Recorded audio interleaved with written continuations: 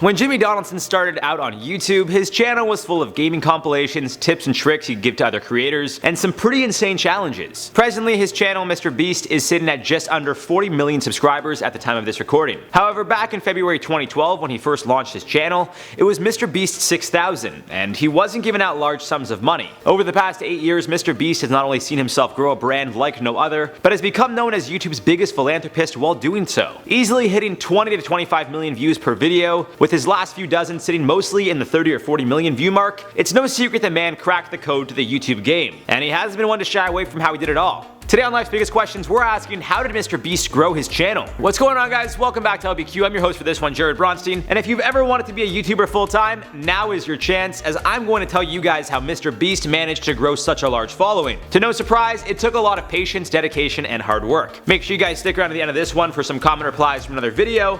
But for now, let's jump right into it. When MrBeast first launched in February of 2012, he was just a 13-year-old kid with a dream, and it definitely wasn't easy for him to reach the milestone he's hit, nearly 40 million subscribers at the time of this recording. If you go to his page, you'll see the majority of his videos see him either giving away large sums of money or luxurious gifts. There are also plenty of challenges, such as lots to take hands off $1 million keeps it, and $50,000 game of extreme hide and seek. But prior to all of this, it seems MrBeast would really start to gain notoriety after he started posting his worst intro videos to YouTube, where he would seemingly watch the intros to a handful of YouTubers and make comments about them. As you can imagine, he would usually make fun of how ridiculous some of the intros were, which is why the name of the series was literally Worst Intros. And in 2016, even though he would have about 30,000 subscribers, as we know, that's not nearly enough to make a living full-time on YouTube. Well, maybe it is, assuming you get significant views per video, but odds are he still needed to find a way to grow his brand. This led to MrBeast attending college in September of 2016, but he really didn't enjoy his time there, dropping out after just 2 weeks. He would tell his mom, "I'd rather be poor than to do anything beside YouTube." At this point, he was clearly willing to do what he had to do to make it as a YouTuber, and it wouldn't be long before he accomplished his goals. However, his mom would kick him out of the house in hopes of lighting a fire under him, and to say the stars aligned perfectly for the guy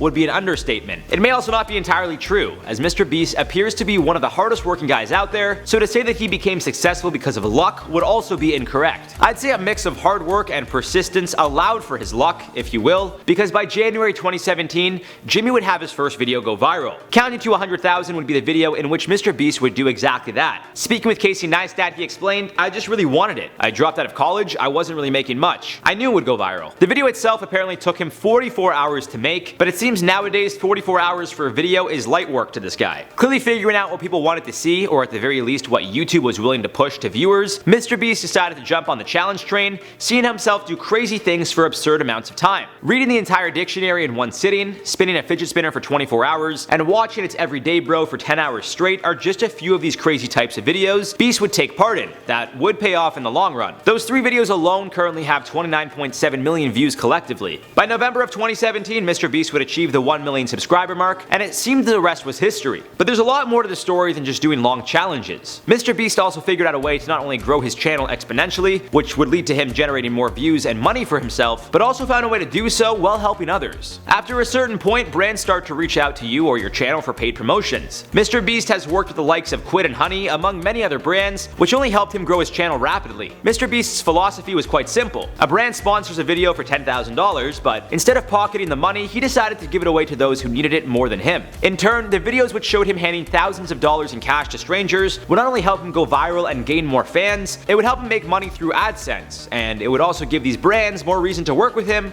which also led to him generating more cash. It's a win-win-win.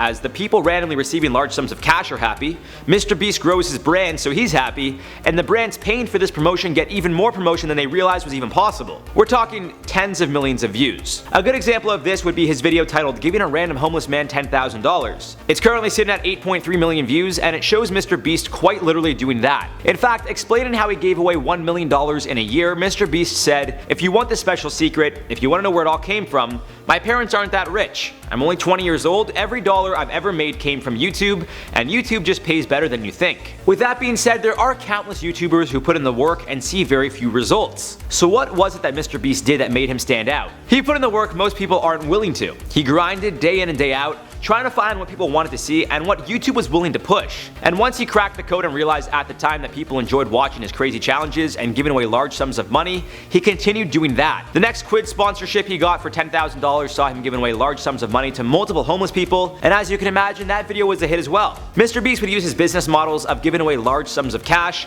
and doing extreme challenges to continue rising in the YouTube ranks, sometimes by doing both things in one video. From donating to Twitch streamers to buying cars using only pennies, and even going to every Walmart in the state to buy a Snickers bar, MrBeast did things no one else would ever think of doing, with the knowledge that he was definitely going to see a large return on his investment. Now, at the time of this recording, MrBeast has 39.9 million subscribers and over 6.5 billion views on his YouTube account. As you can imagine, this has allowed him to live quite a comfortable life, at least in regards to finances. It seems he continues to work hard maintaining that his channel not only continues to grow, but it keeps making some good money. But unlike a lot of YouTubers who tend to post on a day-to-day basis, MrBeast puts emphasis on his videos content, meaning he's taking a gamble hoping it will hit big. Truth be told, not much of a gamble, as going through his page, at least in the last 4 or 5 months, it's tough finding a video with less than 20 million plus views. His lowest viewed video in the past 5 months or so is sitting at 13 million, which, assuming he makes top dollar from ads because his content is all clean, well, it's a lot of money. Moral of the story here is that MrBeast, aside from being persistent and finding ways to keep his audience entertained, is that he invests in his channel. Examples of this would be making money from promotions and using that money to make another video, not buying things with it, but instead giving the money away. MrBeast found a way to tap into a market that was nearly untouched on YouTube, all while giving people a reason to tune in. Aside from the fact that, with all the hate in the world,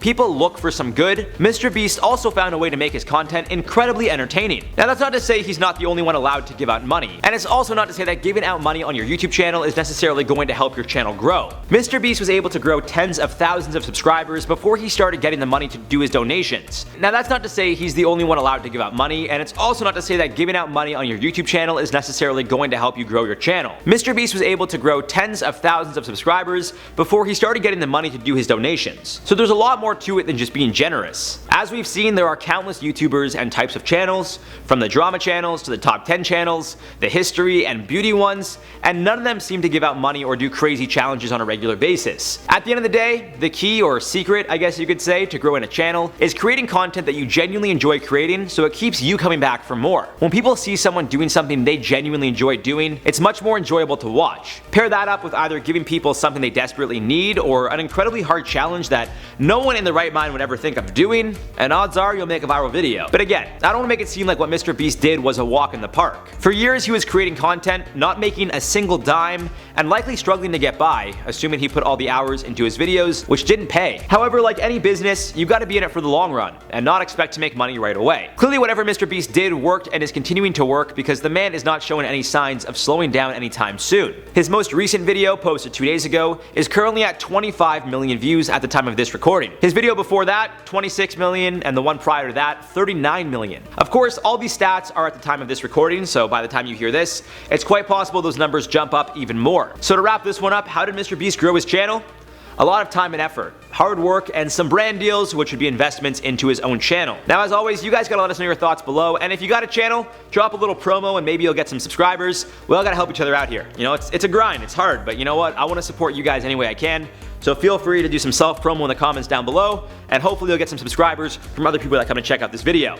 For now, let's reply to some comments from the video. What if Mike Tyson fought a shark? Gary is Gaming said the same thing that happens if a normal human fights a wild Mike Tyson, they die. Edit, I'm saying that the shark would die if it fought Mike Tyson. I mean, look, I know sharks have strong bites, but have you seen Tyson's hook?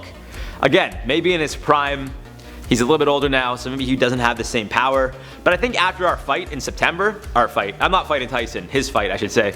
After Tyson's fight, I think we'll see if he still has it, and truth be told, I think you put him up against a shark, and I think he'll win, like 9 times out of 10. Facts for Life said he might need to tag in his tiger at some point. I'm actually curious how a tiger-shark fight would go. Obviously, we'd have to put them both in places that they're not comfortable, so it couldn't be the water or the land.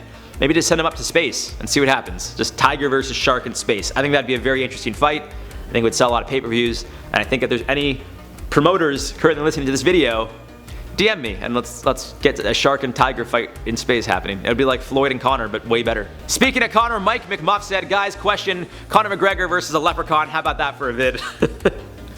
I think it'd be funny. I think the trash talk would be really funny. I think if they chirp each other back and forth, that'd be great. in regards to the fight, I'm gonna say Connor would probably win. Although the Leprechaun would be a lot smaller, so maybe not. It'd be hard for Connor to get a strike in there. I don't know. Be an interesting fight. Maybe we could have it happen one day. I don't know. Maybe like pitch it to Dana White, and he'll be like, yeah, let's do it. I don't know. He's crazy like that. That's it for this one, guys. I've been your host, Jared Bronstein. Let us know if you guys have any other videos you want to see on our channel in the comments down below, and we'll see you guys in the next one.